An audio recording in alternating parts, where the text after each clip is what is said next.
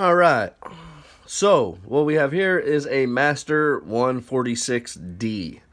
Uh, Little 4-pin lock, but it does have security pins in there. Makes it a yellow belt lock. Security pins are interesting when they get bound up on there.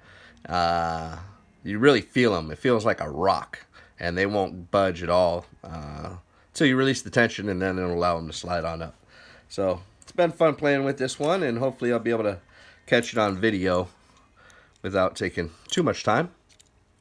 So there we go, and let's go.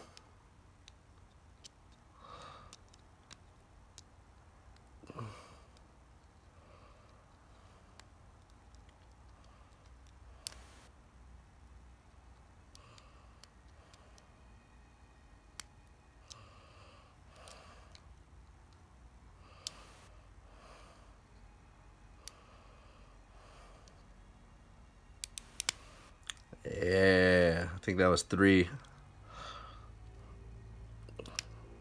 And we're open. Oh, look at that. Bada bing, bada boom. Yellow belt. Next up, orange.